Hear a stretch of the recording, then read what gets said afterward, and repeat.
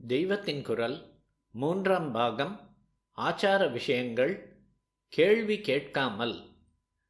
விவாகத்தில் கங்கணம் கட்டிக்கொண்டு தீட்சை பண்ணிக்கொண்டு விட்ட வதுவரர்களுக்கு, மணமக்களுக்கு சாவு தீட்டு கூட கிடையாது என்று சாஸ்திரமே சொல்கிறது.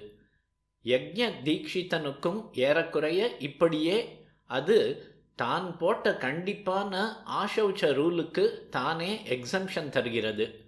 ரதோத்சவத்தில் எந்த ஜாத்தியார் எந்த வியாதிஸ்தர் மேலே இடித்து மோதிக்கொண்டு தேர் இழுத்தாலும் விழுப்பாகாது.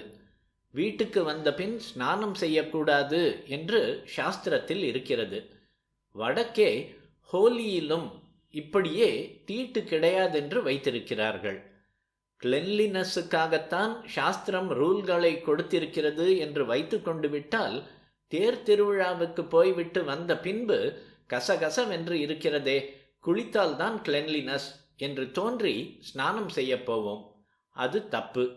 சுத்தத்துக்கும் அநேக ஆச்சாரங்கள் உதவியாயிருக்கிறதென்பதால் சுத்தத்துக்காகவே எல்லா ஆச்சாரமும் என்று ஆக்கிக் கொள்வது சரியில்லை. கிளென்லினஸ் நெக்ஸ்ட் டு காட்லினஸ் என்றுதான் அவர்களும் மேல் நாட்டினரும் சொல்கிறார்கள். தெய்வாம்சமாக இருக்கிறதற்கு அடுத்த படி, ஒரு படி கீழேதான் சுத்தமாயிருப்பது என்கிறார்கள்.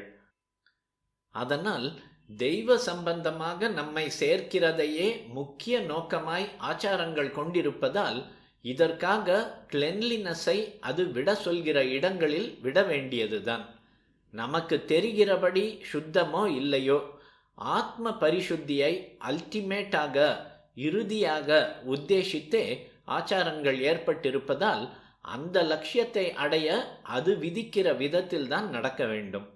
அதனால் அசுத்தம் அனாரோக்கியம் ஏற்பட்டாலும் சரி, அது நவீன கொள்கைகளுக்கு அநாகரிகமாக இருந்தாலும் சரி, சயின்ஸுக்கும் பகுத்தறிவுக்கும் ஒத்துவராவிட்டாலும் சரி, கேள்வி கேட்காமல் அதற்கு அடங்கித்தான் நடக்கணும்.